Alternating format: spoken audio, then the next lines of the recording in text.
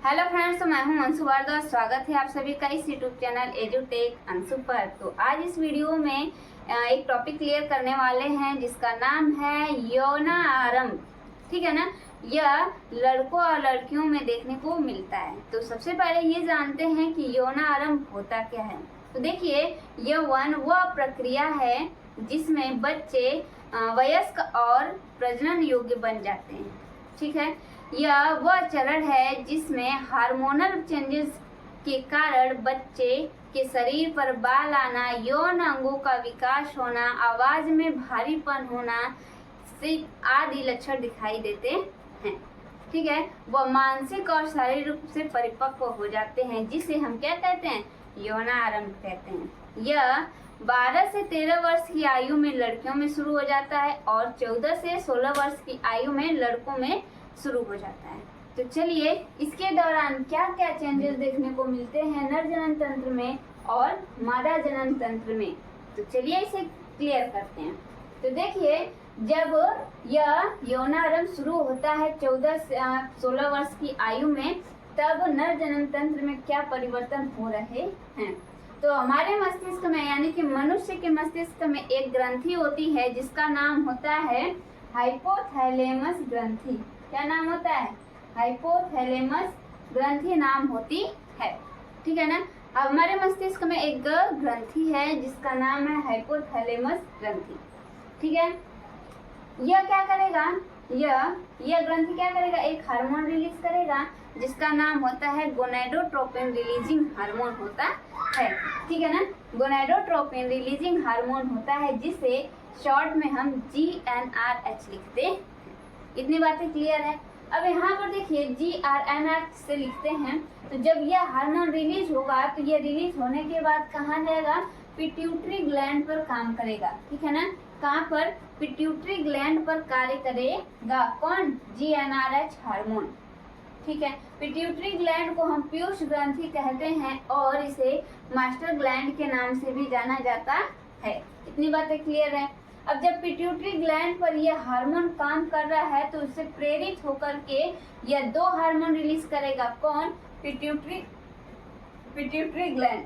ठीक है ना। यह दो हार्मोन रिलीज कर रहा है, कौन कौन सा, एक ल्यूटिनाइजिंग हार्मोन, दूसरा फॉलिकल स्टिमुलेटिंग हार्मोन। ठीक है ना।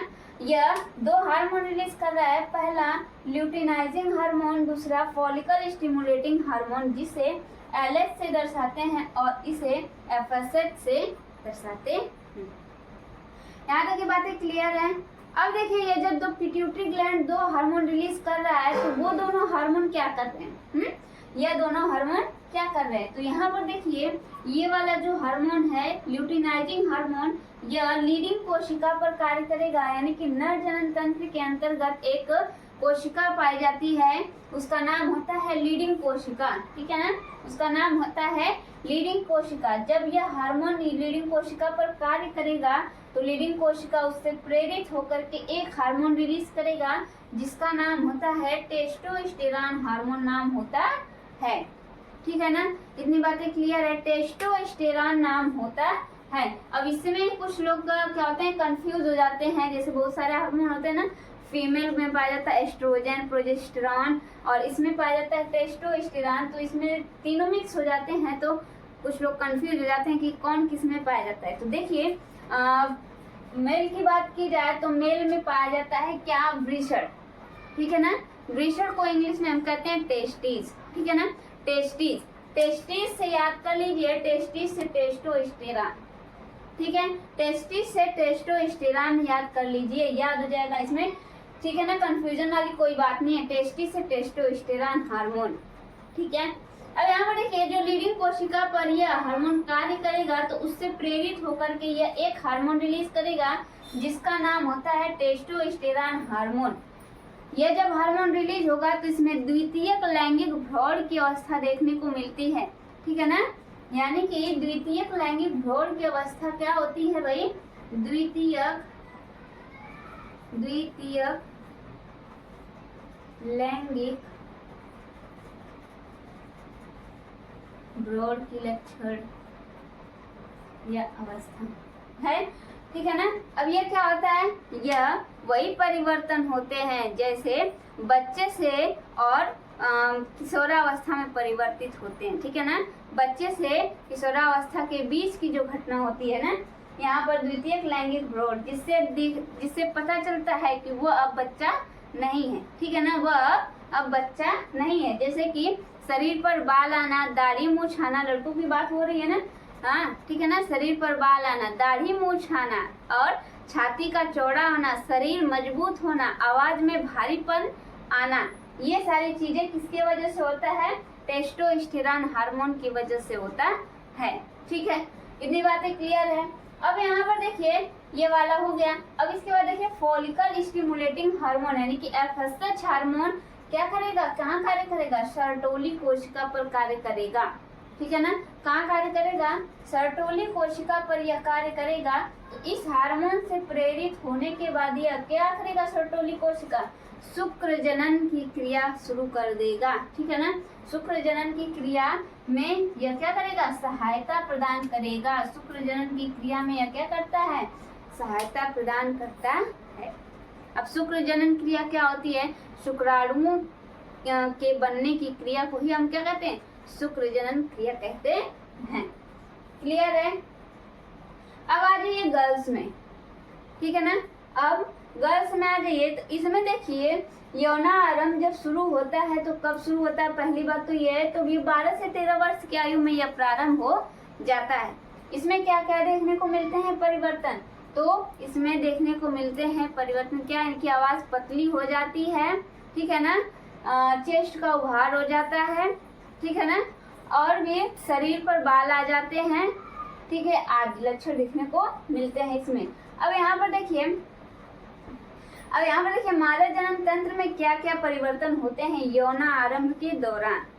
ठीक है ना, यौनारंभ के दौरान मादा जनन तंत्र में क्या परिवर्तन देखने को मिलते हैं। तो यहाँ पर देखिए सेम यही कुछ प्रोसेस यही रहेंगे। जैसे कि मनुष्य में क्या होता है, मनुष्य के मस्तिष्क में क्या होता है, एक ग्रंथि होती है। ठीक है ना, मानव मस्तिष्क में एक ग्रंथि होती है जिसका नाम होता है हाइपोथैलेमस ग्रंथि। ठीक है ना, जिसका नाम क्या होता है, हाइपोथैलेमस ग्रंथि। ठीक है, अब यह क्या करेगा, एक हार्मोन रिलीज करेगा जिससे हम GnRH से प्रदर्शित करते हैं। ठीक है, ये हो गया। हाइपोथैलेमस ग्रंथि एक हार्मोन रिलीज किया, वो नाम है गोनेडोट्रोपिन रिलीजिंग हार्मोन। वो हार्मोन रिलीज होने के बाद पिट्यूटरी ग्रंथि पर कार्य किया। ठीक है ना, वो हार्मोन रिलीज होने के बाद किस पर कार्य किया, पिट्यूटरी ग्रंथि पर काम किया, यानी कि पीयूष ग्रंथि पर काम किया। जब उस पे काम किया तो उससे उस हार्मोन से प्रेरित होकर पीयूष ग्रंथि 2 हार्मोन रिलीज करता है। ठीक है ना, 2 हार्मोन रिलीज करेगा, एक ल्यूटिनाइजिंग हार्मोन, दूसरा फॉलिकल स्टिमुलेटिंग हार्मोन। देखिए यहाँ तक की क्रिया तो सेम थी, है ना, इतनी क्रिया इधर भी सेम है, इतनी क्रिया इधर भी सेम है। अब ये क्या कर रहा है, यह यहाँ पर काम किया तो 2 हार्मोन रिलीज किया, LH हार्मोन। ठीक है ना, क्या LH हार्मोन और FSH हार्मोन। ठीक है, सेम चीजें देखने को मिल रही है यहाँ भाई, LH हार्मोन, FSH हार्मोन, और यहाँ भी LH हार्मोन और FSH हार्मोन। ठीक है ना, इतनी सारी चीजें सेम रहेंगी। इसके बाद से जो परिवर्तन होगा वो देखना है। ठीक है ना, जब पिट्यूटरी ग्लैंड पर यह हार्मोन कार्य कर रहा है तो उससे प्रेरित होकर के पीयूष ग्रंथि 2 हार्मोन रिलीज कर रहा है, एक LH हार्मोन, दूसरा FSH हार्मोन।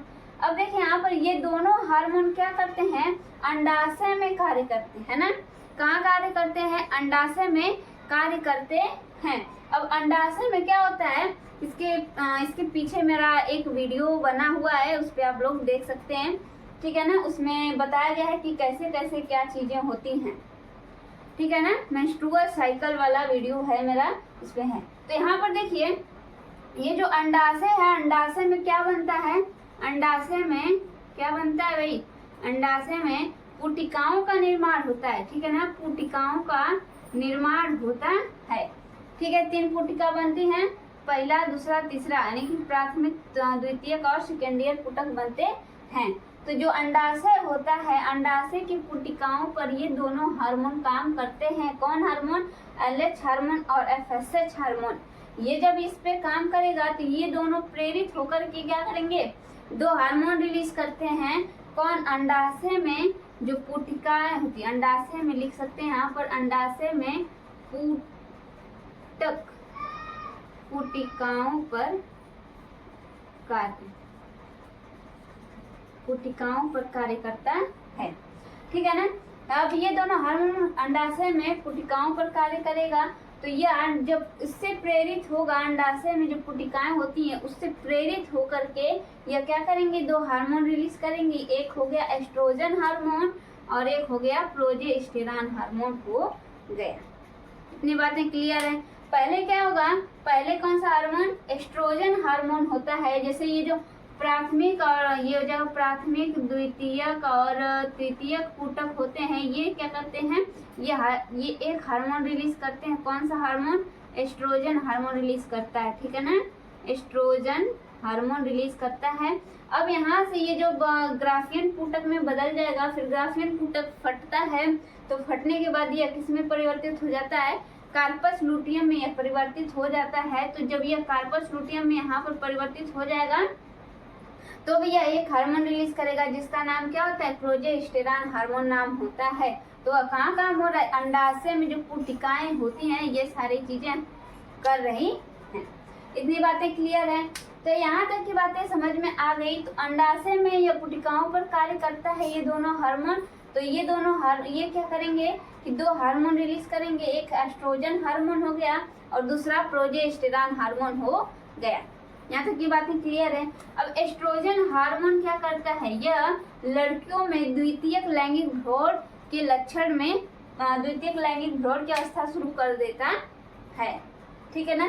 अभी जैसे बताया है कि शरीर पर बाल आना, यौन अंगों का विकास होना, छाती में उभार आना, आवाज पतली होना, ये सारी चीजें इसमें लक्षण देखने को मिलेंगे। कब? यौनारंभ के दौरान। और उसमें कब होगा? एस्ट्रोजन हार्मोन के दौरान होगा। ठीक है ना? ये सारी चीजें समझ में आ गई।